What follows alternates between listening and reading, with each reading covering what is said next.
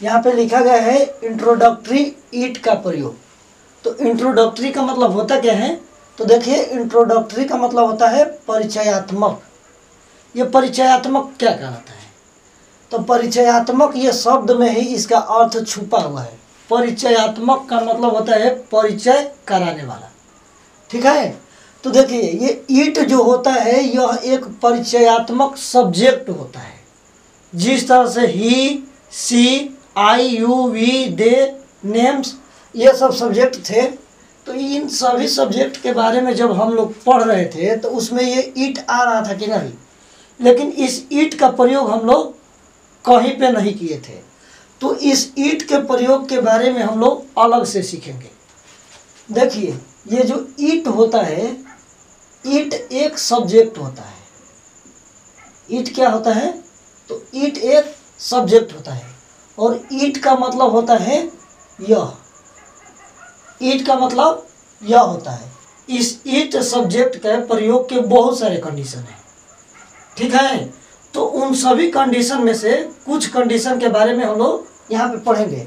देखिए, पहला कंडीशन लिख रहा है कि यदि किसी सेंटेंस में किसी वस्तु या जीव के बारे में पहले ही बता दिया गया हो, यदि किसी सेंटेंस में किसी वस्तु या जीव के बारे में पहले से बता दिया गया और उसी जीव या वस्तु के बारे में फिर दोबारा से बताया जाए, दोबारा से बताने के लिए यह शब्द का प्रयोग किया जाए, तो उस यह का इंग्लिश दिस न होकर के इट हो जाता है। समझ में आ रहा है?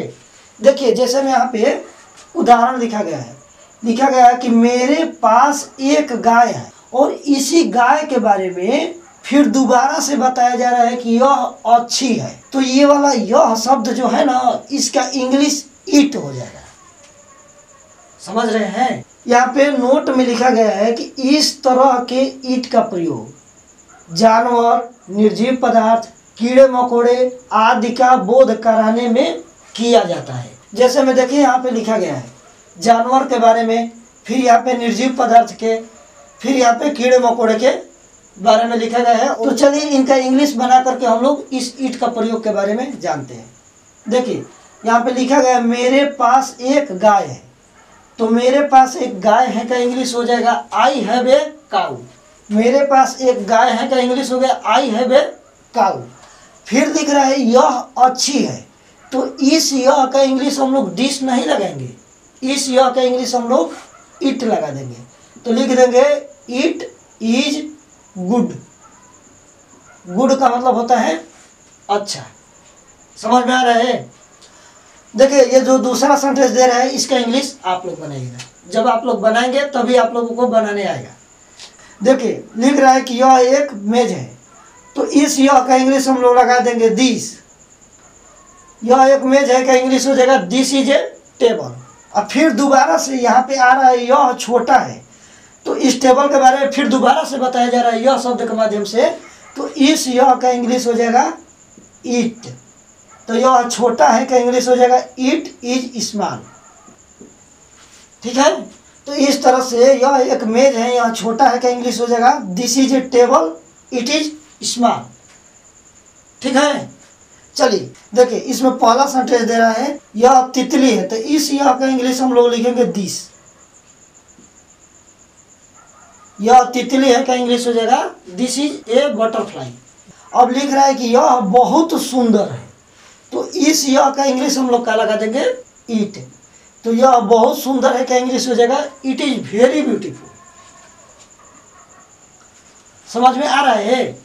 यानी कि यदि किसी जीव या वस्तु के बारे में पहले से बता दिया जाए और उसी के बारे में फिर दोबारा से यह शब्द के माध्यम से बताया जाए, तो उस यह का इंग्लिश हम लोग क्या लगाते हैं? तो इट। तो ये तो हो गया पहला कंडीशन। अब इसका दूसरा कंडीशन क्या होता है वो देखिए, यहाँ पे लिखा गया है। दूसरा कंडीशन ये दे रहा है कि जहाँ पर सब्जेक्ट का अभाव, अभाव का मतलब होता है कमी, यानी कि जहाँ पे सब्जेक्ट दिखे ही ना वहाँ पे ईट का प्रयोग करते हैं। इस तरह के कंडीशन कब कब होते हैं? तो इस तरह के ईट का प्रयोग समय, दिन, महीना, साल, तारीख, ऋतु आदि को बताने में किया जाता है। तो इसमें सबसे पहले हम लोग देखते हैं समय में किस तरह से ईट का प्रयोग होता है। देखिए सेंटेंस का नियम देखिए यहाँ पे दिया गया है। सबसे पहले सब्जेक्ट ईट लगाएंगे, उसके बाद ऑक्सिलरी वर्ब इज या वाज लगाएंगे। ये ईट जो होता है ये सिंगुलर सब्जेक्ट होता है, इसलिए सिंगुलर सब्जेक्ट के साथ या तो इज लग सकता है या तो वाज लग सकता है, ठीक है। तो ऑक्सिलरी वर्ब के बाद हम लोग टाइम लगाएंगे। टाइम में अगर 30 मिनट दिया रहेगा, 60 का 2 से डिवाइड करेंगे तो 30 आएगा। अगर 30 मिनट दिया रहेगा तो उसको हम लोग इंग्लिश में हाफ लिखते हैं। अगर वही 60 को 4 से डिवाइड कर देंगे तो 15 मिनट आ जाएगा। तो अगर 15 मिनट दिया रहेगा तो उसको हम लोग इंग्लिश में क्वार्टर लिखेंगे, ठीक है। 5, 10, 15, 20, 25, 30 इस तरह का दिया गया हो टाइम, तो उसके लिए हम लोग कुछ भी नहीं लगाएंगे। नथिंग का मतलब होता है कुछ भी नहीं, केवल ऐसे 5, 10, 15, 20 लिख देंगे, ठीक है। जब इसका इंग्लिश बनाएंगे तो आप लोगों को अच्छी तरह से समझ में आ जाएगा। देखिए अगर 1, 3, 11, 17 यानी कि 5 के फॉर्म में न दे करके कोई दूसरा अंक का टाइम दिया गया हो तो उसके लिए हम लोग उस अंक के साथ मिनट लिखेंगे, और 5 के फॉर्म में देगा तो केवल अंक लिख देंगे, ठीक है। और इसके आगे लिख रहे हैं टू पास्ट। ये टू पास्ट क्या है तो यहाँ पे ध्यान दीजिए। देखिए यहाँ पे घड़ी बनाया गया है और इस घड़ी में ये जो 12 लिख रहा है, ये मिनट वाली सुई अगर 12 से अधिक जा रही है, 12 से अधिक जा रही है, उस साइड जा रही है, तो उधर को अधिक कहते हैं, और अधिक के लिए हम लोग पास्ट लगाएंगे। वही मिनट वाली सुई 12 से पीछे रहेगी, इस साइड रहेगी, तो उसके लिए इंग्लिश टू लगाएंगे, ठीक है। अधिक के लिए पास्ट और कम के लिए टू लगाएंगे। देखिए यहाँ पे भी लिखा गया कम के लिए टू और अधिक के लिए पास्ट, तो यहाँ पे टू पास्ट लगाएंगे। और इसके बाद से जो टाइम घंटे में देगा उसको लास्ट में हम लोग लिखेंगे। आइए इन सब का इंग्लिश हम लोग बना करके इनको सीखते हैं। पहला सेंटेंस दे रहा है कि 7:15 हुआ है। 7:15 यानी कि 7:15 हुआ है। तो इसका इंग्लिश बनाने के लिए सबसे पहले हम लोग लगा देंगे सब्जेक्ट ईट, यहाँ पे लगा देंगे ईट, और ईट के साथ जब हैं दे रहा है तो हैं के लिए हम लोग इज लगाएंगे। था रहता तो वाज लगाते, ईट इज हो गया। इसके बाद देखिए ये 15 मिनट न दे रहा है, तो 15 मिनट के लिए हम लोग इंग्लिश क्वार्टर लगाएंगे। तो यहाँ पे लिख देंगे क्वार्टर, QUARTER। और इसके बाद से देखिए, इसके बाद से कम या अधिक के लिए टू या पास्ट लगाएंगे। तो देखिए ये 7:15 हुआ है, यानी कि 7 बज गया है और 7:15 आगे गया है ना, तो अधिक के लिए हम लोग लगा देंगे पास्ट। अब वहीं कम रहता है तो उसके लिए टू लगाते हैं, अधिक है तो इसलिए पास्ट लगाएंगे। और इसके बाद से देखिए आवर मीन्स घंटा होता है, तो घंटा में कितना टाइम दिया गया है, तो घंटा में दिया गया है 7, तो 7 का इंग्लिश यहाँ पे हम लोग लास्ट में लगा देंगे 7, यहाँ पे फुल स्टॉप। तो इस तरह से 7:15 हुआ है का इंग्लिश हो जाएगा इट इज 7:15। देखिए अगले का इंग्लिश बनाते हैं। अगला दे रहा है 5:45 हुआ है, इस बार 15 मिनट कम हुआ है, तो कम के लिए हम लोग टू लगाएंगे। देखिए इसका इंग्लिश बनाते हैं। तो इसका इंग्लिश बनाने के लिए सबसे पहले सब्जेक्ट ईट, ईट के बाद हैं तो इज, और उसके बाद से 15 मिनट कम है ना, तो 15 मिनट कम के लिए देखिए 15 मिनट को क्वार्टर लिख देंगे। और क्वार्टर के बाद देखिए कम का इंग्लिश यहाँ पे टू लगा देंगे, ठीक है। और उसके बाद से लास्ट में घंटा लगाते हैं, तो इसमें घंटा 6 है ना, तो 6 को इंग्लिश में हम लोग 6 कहते हैं। तो इस तरह से 5:45 हुआ है का इंग्लिश हो जाएगा इट इज 5:45। यहाँ पे फुल स्टॉप लगा देंगे। आगे देखिए अगला सेंटेंस दे रहा है 8:30 हुआ है, तो इसको लिख देंगे सबसे पहले ईट, ईट के बाद इज 8:30 यानी कि 30 मिनट अधिक जा रहा है, तो 30 मिनट को हम लोग हाफ कहते हैं, तो इसलिए यहाँ पे लगा देंगे हाफ। इसके बाद से टू या पास्ट लगाएंगे, तो 8:30 हो रहा है, यानी कि 8 से 30 मिनट आगे जा रहा है ना, 8 से 30 मिनट आगे गया है, तो अधिक के लिए हम लोग पास्ट लगाएंगे। पास्ट के बाद से लास्ट में हम लोग लगा देंगे घंटा, तो इसमें घंटा दे रहे हैं 8, तो 8 लिख देंगे EIGHT। तो इस तरह से 8:30 हुआ है कि इंग्लिश हो जाएगा इट इज 8:30, ठीक है। चलिए इस तरह के और भी सेंटेंस बनाते हैं और सीखते हैं। देखिए चौथा सेंटेंस दे रहा है 9 बजने में 5 मिनट कम है। ठीक है, तो 9 बजने में 5 मिनट कम है का इंग्लिश सबसे पहले हम लोग लिख देंगे यहाँ पे ईट। ईट के साथ है तो ईज लगा देंगे, ईट ईज। इसके बाद से देखिए 5 मिनट कम है ना, तो 5, 10, 15, 20 वाले में कुछ नहीं लिखते, केवल 5 लिख देंगे। Eat is 5। ठीक है, आगे दे रहा है कम या अधिक के लिए टू या पास्ट लगाएंगे, तो इसमें कम हो रहा है ना, तो कम के लिए हम लोग लगा देंगे 2, 5, 2 और उसके बाद से घंटा, तो इसमें घंटा कितना दे रहा है 9 बजने में, तो 9 के लिए यहाँ पे लगा देंगे 9। ठीक है, तो इस तरह से 9 बजने में 5 मिनट कम है, क्या इंग्लिश हो जाएगा इट इज 5 to 9। चलिए अगले का इंग्लिश बनाते हैं।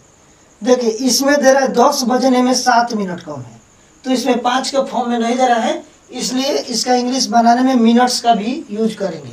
चलिए बनाते हैं। सबसे पहले इसमें तो लगा देंगे ईट इज, उसके बाद से क्या लगाते थे ईट इज के बाद टाइम, तो इसमें मिनट कितना दे रहा है, इसमें मिनट दे रहा है 7, तो 7 के साथ देखिए ये 5 के फॉर्म में नहीं है, तो इसलिए 7 के साथ मिनट्स भी लगाएंगे, तो यहाँ पे लिख देंगे 7 मिनट्स।